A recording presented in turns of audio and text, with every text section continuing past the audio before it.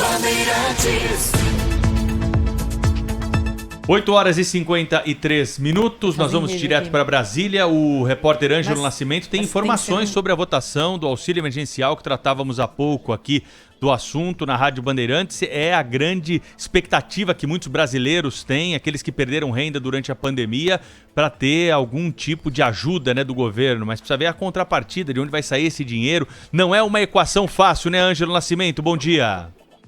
Não, viu, Pedro? Bom dia para você, para todo mundo que está acompanhando a gente aí na Rádio Bandeirantes. Muita expectativa hoje, então, em torno dessa votação lá pelo plenário do Senado Federal. Teve essa sinalização dada pelo próprio presidente da Casa, né, senador Rodrigo Pacheco, né? Só para a gente destacar alguns pontos importantes em relação a essa PEC emergencial, que precisa ser aprovada em 2 turnos, e precisa, então, de 49 votos, isso em ambas as votações. Depois disso, a expectativa, então, é que segue para análise lá do plenário da Câmara dos Deputados. Inclusive, o presidente lá da Casa, Arthur Lira, já disse que uma vez que for, então, aprovado lá no plenário do Senado, já é possível chegar lá na Câmara e já ser analisado, então, por todos os parlamentares, ou seja, diretamente do plenário, por conta, então, de um acordo com líderes partidários, né? O que pode gerar, então, a possibilidade, de fato, dessa aprovação hoje ocorrer lá no plenário do Senado é justamente o fato de ontem Márcio Bittar ter apresentado um novo texto, ou seja, um novo relatório, né, que trouxe, então, a retirada de muitos pontos controversos colocados aí por muitos parlamentares, não só da oposição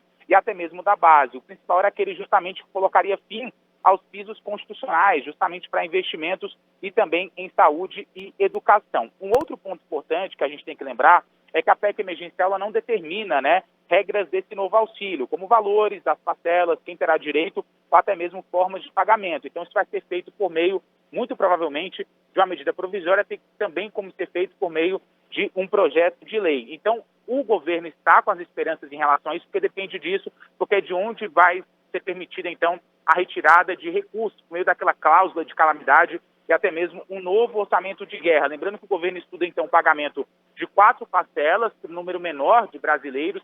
A gente está falando de quantitativo de pelo menos 30 milhões e essas parcelas no valor de R$250. Depois, então, que tudo isso for vencido lá no plenário do Senado Federal, expectativa, inclusive, que as votações e sessões voltem a ocorrer de maneira remota. Pedro. Tá aí o Ângelo Nascimento, direto de Brasília. A expectativa é que o texto seja aprovado hoje, né, Cláudio Humberto?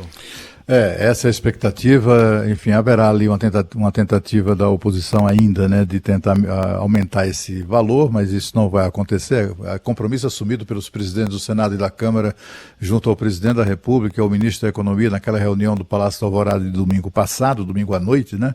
Agora, eu estava vendo o Ângelo falando, descrevendo essa situação e me lembrando de uma entrevista que fizemos esses dias com o líder do governo na Câmara, né, o deputado Ricardo Barros, ele fazendo uma observação muito pertinente, né, ele dizendo, veja que país é este, né, um país que tem imensa dificuldade de viabilizar R$250 para as pessoas pobres, carentes, que precisam disso, enfim, para sobreviver. Neste mesmo país, você pega um olerite na justiça e tem lá gente ganhando R$150 mil em um mês, atropelando a Constituição, né? Apesar dos limites impostos pela Constituição, tem gente assim desrespeitando esse limite à vontade, sem nenhum problema, nenhum obstáculo, né? Mas para arrumar um jeito de pagar R$250 aos brasileiros que passam fome é a maior dificuldade. É verdade, né, Cláudia? Aí a discussão passa por outras questões, né?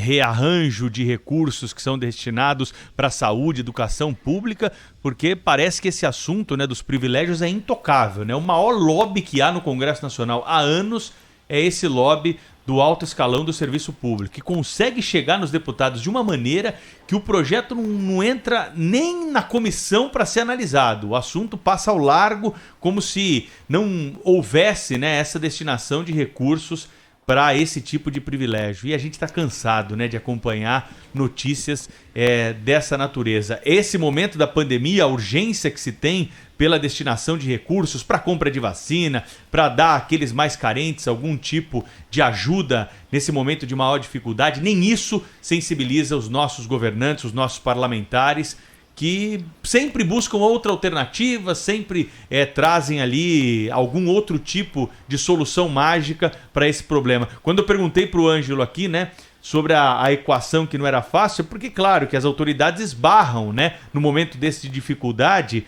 nas questões das responsabilidades que tem. Então, se um governante atropela a legislação, ele pode ser responsabilizado por isso. Agora, o outro lá que dá um nó no olerite para receber valores muito superiores ao teto constitucional, com esse não acontece nada.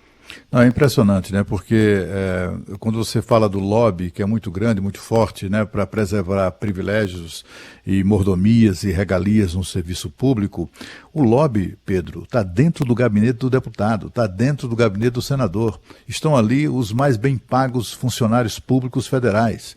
Né? É gente que ganha no teto já, não ganha mais porque tem o abate-teto.